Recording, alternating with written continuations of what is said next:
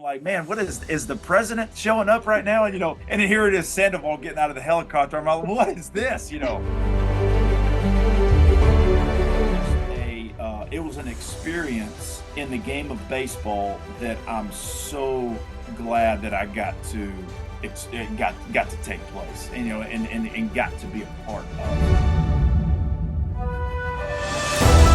That when Gregor hit that home run, it changed the mindset of our team, and it changed the mindset of their team. K-Rod he was untouchable. He's who he is. He gives up the home run, and it's like, whoa, man, he's not untouchable anymore.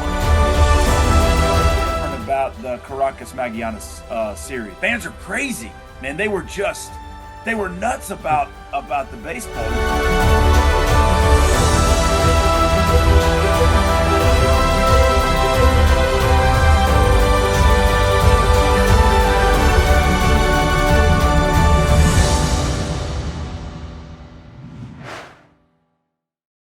Hola, soy Meche Celta y un gusto saludarles por aquí. Los invito a que se suscriban, porque además es gratis, al canal de YouTube de Beatwriter. Les dejo un beso. Yesterday I was on Twitter and some people asked me to remember Jason Standridge, the pitcher that allows to Leones to crown in 2009-2010 season of Venezuelan Winter League. I found his phone number over the internet. I wrote him and he immediately accepted the invitation to this interview. Jason, it's a pleasure to see you again. I saw you in that Magallanes Caracas series back in 2010, and it's an honor to talk with you again. And remembering this series between Caracas and Magallanes, and your experience in the Venezuelan Winter League that year. Thank you for accepting the invitation, and thank you to talk with me. Absolutely, Marcos. It's my pleasure. Thank you so much for reaching out to me.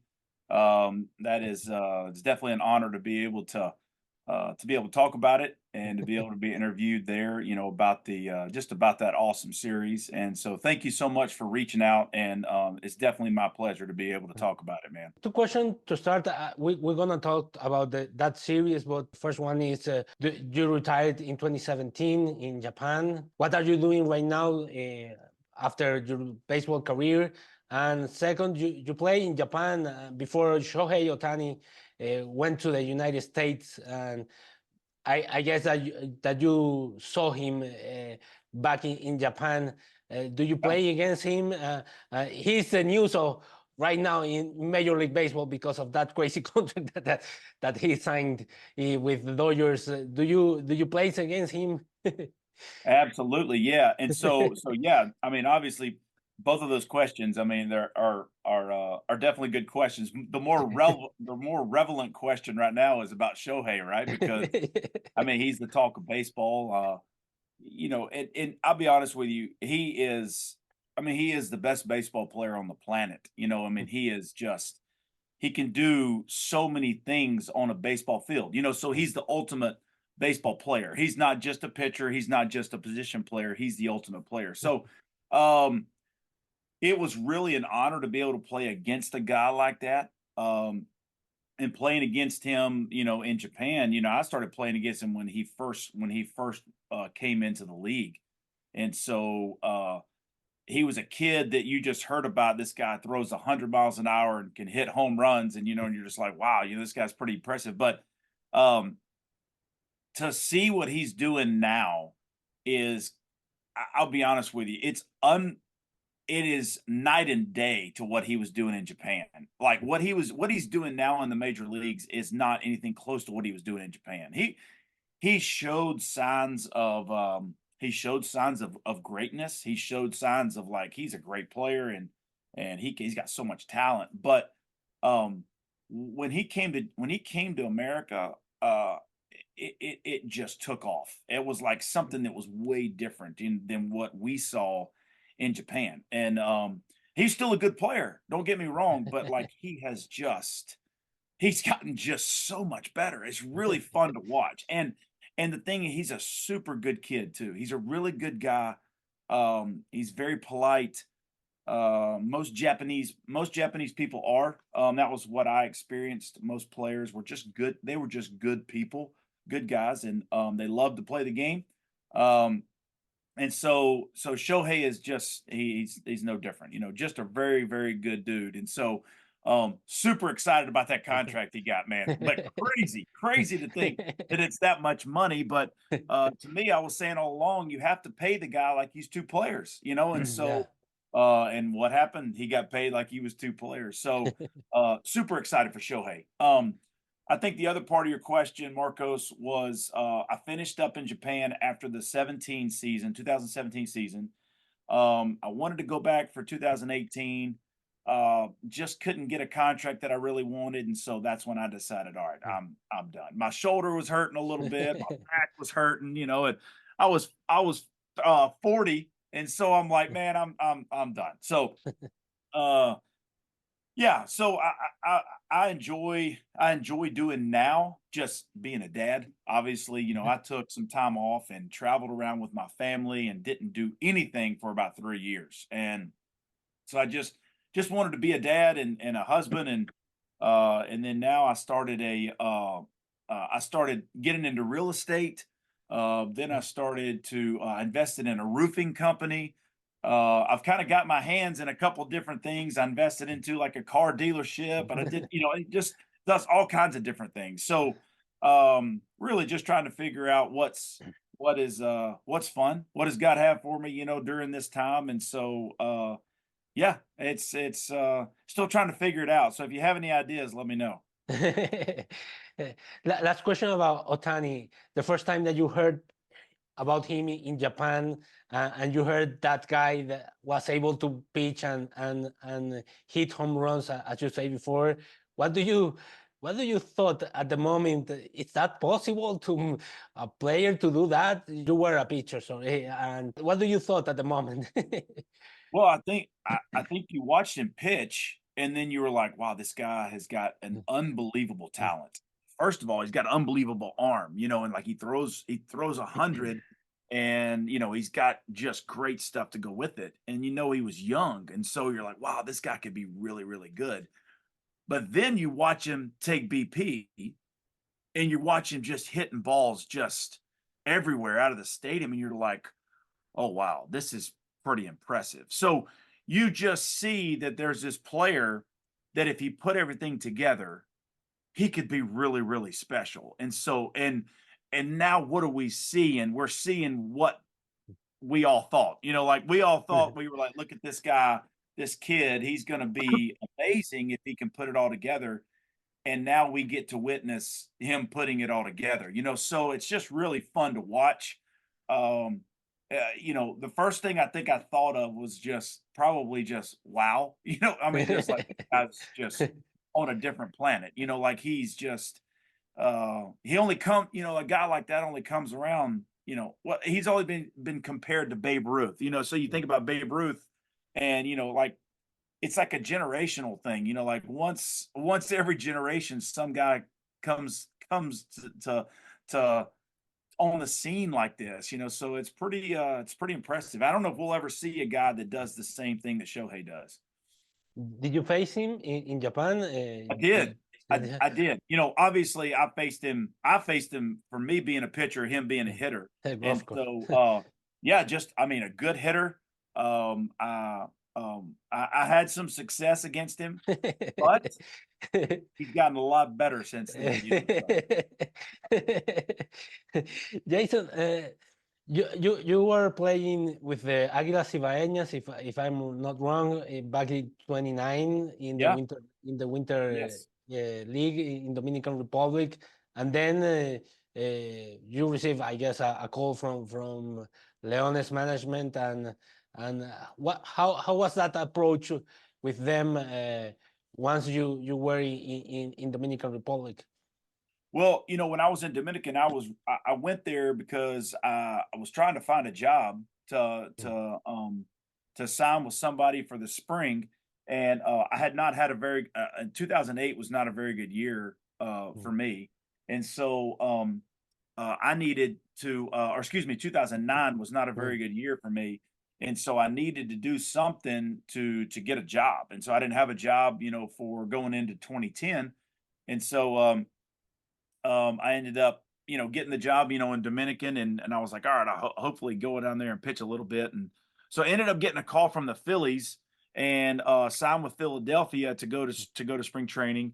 Well, then after that, when okay, I'd already had a job or whatever, so I was going home, and then Leones management called me, and so they were like, "Hey, come pitch for us in the Venezuelan series." And I'm like, I don't know, man. I've already signed. And they were like, and so they were trying to, obviously try to get me down there and trying to get me down there with more money. And I was like, all right, I'll come down there, So, but what an experience to be able to do that. And I'm so glad that I decided to say yes, because I was able to, man, that was just a whole lot of fun to be able to be a part of that championship team. That was your first experience in winter leagues in general? No, so I'd Okay. actually pitched in Puerto Rico Oh, okay.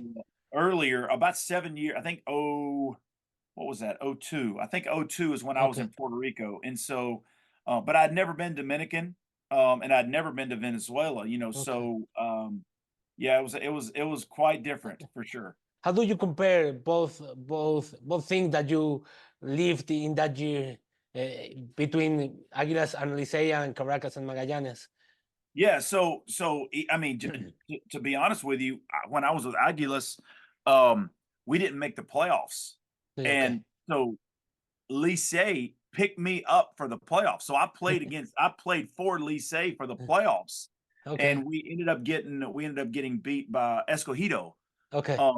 And so all those rivalries were pretty cool. Those rivalries were fun, but there was nothing compared to what I was about to experience in Caracas. That was just on a different level. And so you have rivalries, and you have when we had rivalries when I played in Japan. You had rivalries when you played in the States, and but there was something different about the Caracas Magallanes series. There was just the fans are crazy, man. They were nuts about the baseball, and so I think that's what made it fun for the players, because whenever the fans really get behind something, it makes it that much more fun and enjoyable for the players.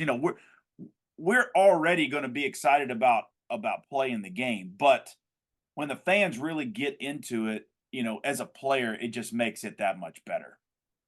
Jason,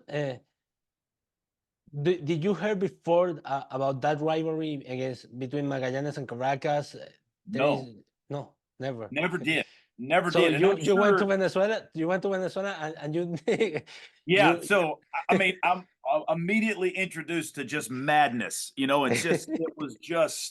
It was crazy. It was crazy to think about that it was this crazy about baseball, and it wasn't in the States. My mind, it was like, okay, man, the big leagues and the playoffs and the big leagues are the best, but this was just on a different level. So it was pretty exciting, and oh man, I'm so excited that I was able to experience something like that personally. And when you heard that Magallanes has in the team Pablo Sandoval, back when he was a star with the Giants, and Robinson Chirinos. I can't remember, but I remember Sandoval, and I Yeah. remember Chirinos. I mean, Sandoval was a big time player. And I remember they brought him in on a helicopter, and it flew, and it landed in center field. I'm thinking, like, man, what is the president showing up right now? And and here it is, Sandoval getting out of the helicopter. I'm like, what is this? So that was just the whole thing, man. It was just so cool to be able to be a part of, and to see how crazy that was, and to be able to pitch the championship game. That was what was super special, and they're in Magallanes too, so it was pretty cool. I was going to ask you about the helicopter thing with Pablo Sandoval, and that moment. What do you thought at that moment? I thought, I was like, somebody real important is coming to the game, and then when Sandoval comes, I'm like, it's just another player. What in the world, So, but it was just a publicity thing for the fans to get excited about, and you know, so to me, man, it was just more hype, and it was just fun to be a part of something that people got excited about, you know, and so yeah, so it was very enjoyable.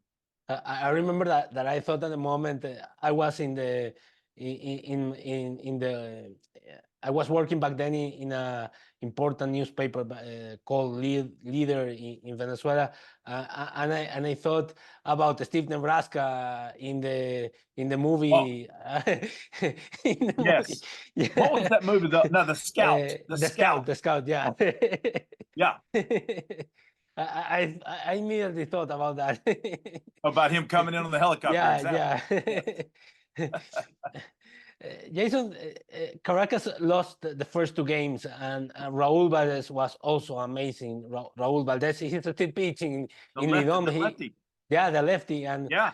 he threw 8 innings, 8 scoreless innings 2 days ago in Lidom in Dominican Republic, and that's crazy because he's like 45, 46 years old. Yeah. Yeah, but after the first two losses in Valencia, what the team thought when you need to go back to Caracas and need to to beat Magallanes to came back to Valencia. Yeah, I just think it was just, man. I mean, you know, me coming in, I was kind of an outsider, you know, and these guys have been playing for a while together, and you know, and I just watched these guys kind of come together and be like, hey, man, this ain't over yet, you know, it ain't over yet, and we are, we're gonna take it back to Valencia, and you know, they were just determined to make it something that was historic, you know. And then with Blanco's home run, it made it pretty historic, you know. And so, you know, and then we go back to Valencia, and then we win the thing, and it was just which would have been really cool to win it in Caracas. I think it would have been more fun, but to be able to go back to Valencia and force and force it back there, I thought we did a pretty good job as a team. Jason, when Blanco hit that home run, Caracas was close to lose the third game in a row. What do you remember of that moment that Blanco hit that home run against Rodriguez? It was, I think, it was the most unexpected moment Yeah, in Venezuelan baseball history. So, yeah, what do you thought on the moment? And I don't know, do you thrill that? Do you pitch that game? yeah.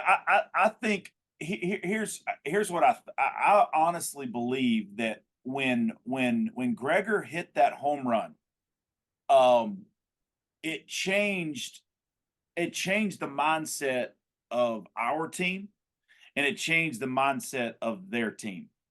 Because I think K Rod was just he was untouchable. I mean, you think about like here he is. I mean, he's who he is, and then you know, and then here you go. He gives up the home run, and it's like, whoa, man, he's not untouchable anymore. You know, he's not just the Terminator. You know, and so I think with that home run, it changed the way that we already believed that we could win. But I think that just kind of proved it for us that hey, it doesn't matter who's on the mound, we can beat them, you know. And so, and I think that was our mindset that we just continued for the rest of the series. Then, and then I think that Magianis, I think the momentum changed, and I think Magianis kind of was like, "Whoa, hey, we're not, oh, you know, we can be beat," you know. And so I think that was a pivotal moment, I believe. Uh, Did you start that game?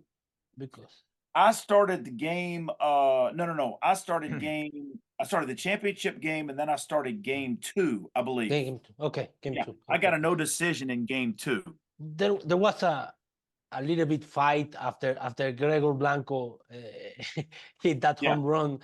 What do you remember about that fight? I didn't see it because I was so impressed about the Gregor Blanco Yeah. home runs. I didn't see the fight, but what happened in the field back then? I think it was just just people talking a little bit, and people just talking back and forth, and I think honestly the Magallanes they were like, what just happened? And I think that was their reaction of just they were angry, and I think that maybe Gregor might have said something maybe that maybe sparked some people, but I don't really I don't really recall exactly, what was said out on the field, but I just remember there was a lot of talking, and we were out there just so I think for the most part that's what you have in rivalries, especially the passion. You got the fans, all the passion that the fans feel, and then the players feel it, and so it magnifies the emotion, I guess. So I think that's kind of what you had after that home run. When you went to Caracas and then went to the first game in Valencia, and you see the atmosphere and the fans and everything that was behind that rivalry between Magallanes and Caracas, what do you thought in the first game? You had that experience in Dominican Republic, but you said before that you never experienced something like that. What was you thought in the first game, and then they tell you that you need to pitch in the second game? What was you thought at the moment? I believe for one, like I've played in a lot of rival games, and I've been a part of a lot of rival games. I think it gets back to what I was saying earlier about the fans. And I think the fans create a lot of the excitement and a lot of the buzz. As players, it's just another game, right? It's another game, it's another baseball game. There's nothing that's changed. But for the fans, when they can create this atmosphere and create like an idea of like how important and how great this is, that's what makes a rivalry so much fun, and so exciting, and so nerve-wracking, and so there's a lot of emotion there, and so I think that when I'm sitting in the dugout watching game one, and I look up in the stands and I'm looking at how the fans are reacting to every run that's scored, every out that's made, every strike that's thrown. Uh, I'm just excited. Like this is what we come to play for, because if they can get excited about watching us play, it makes us enjoy it even more. Like this is so much fun. It's a game, and so when you have people that are excited about it, it makes you more excited. So I think that anytime with a rivalry, I think the fans are what create the rivalry. It's not really the players. And so the players kind of get into it because of the fans, how they kind of that there's there's an animosity towards a team, or there's a like, oh hey man, we're gonna beat this team because they beat us, and and so it's just it's back and forth, and so I think that was my first thought was, this is really gonna be fun, and here I am coming in as an outsider, and I'm pitching for this Venezuelan team. I'm not Venezuelan, and and they were probably just thinking like, hey, don't mess this up, gringo, and so but but it was fun. I mean, I had so much fun. It was an experience in the game of baseball that I'm so glad that I got to take place, and and got to be a part of. And so yeah, it was a lot of fun. That year, you say before that 2009 was it wasn't a good year for you. What was the adjustment that you made that year to have a great season in Dominican Republic, and then that great series against Magallanes? With that team that Magallanes had back then with Pablo Sandoval and those players that play with them? What was Yeah. a judgment that you made that allows you to find a new contract with the Phillies?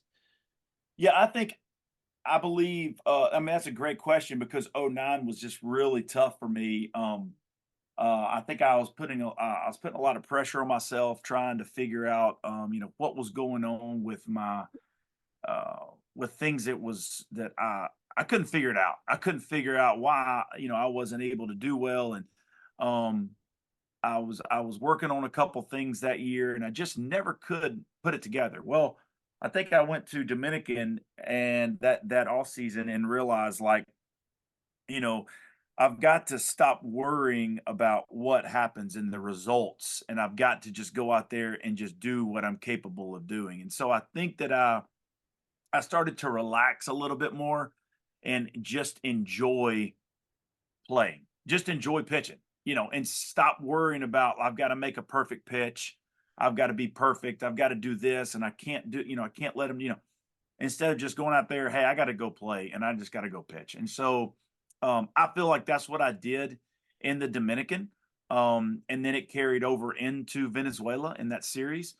And then I think for the next 8 or 9 years, it carried over in my career. And so, yeah, so I think that it was a pivotal point that I got to that I'm like, I've got to stop worrying about results, even though it baseball is about results, right? But uh, but I had to stop worrying about it, and I had to just go out there and just do what I'm capable of doing. I think that that's what I did, and then it translated into some success. So, yeah, it was a lot of fun. When Dave Hodges told you that you are going to be the pitcher for the last game of that championship series, what was your thought at the moment? What do you talk about? What did you talk with Hodges back then? And what do you remember about that final game? Yeah, I just think that and Hudgens was I was trying to get there. They wanted me to start game one. And so something happened with my flight and I couldn't get out of the country for some reason. I don't know what happened. Something with my passport and it was a mix up. So that's when oh, I can't remember his name now, the one that started game one. Gustavo Chacin. Who's that? Chacin. No, no, The no, no. lefty. For us, for Caracas. Chacin, the lefty. Oh, did Chase? Oh, okay. He did. Yeah. He did start. Okay, that's right. Okay. So he started game one. I was going to start game one, and then he was going to go game two. So they had to change. They had to Okay. change something. So I'm like, all right, no big deal or whatever. So, so I think that that it was interesting to be a part of when Hudgens told me, hey, this is the game you're going to pitch. uh I was pretty excited, and not knowing like, is this going to be the championship game, and so it was just a lot of fun, man. It was a lot of fun, and I just enjoyed the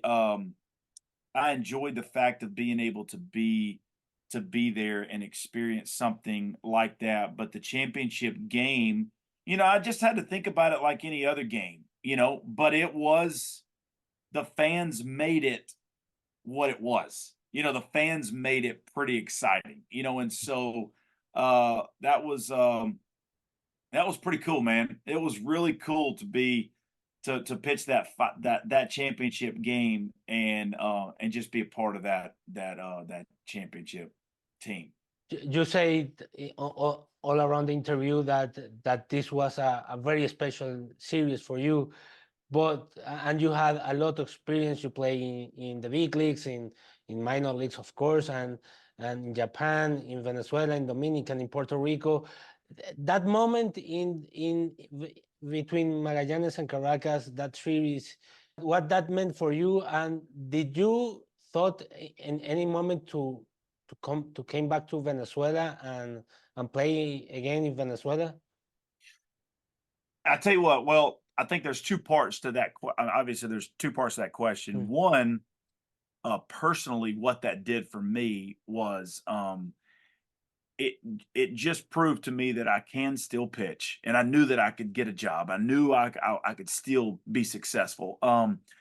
So personally, it was an accomplishment for me, to be able to be a part of that team, to be able to be a part of that atmosphere, to that championship, that was amazing. It was amazing. And I remember I told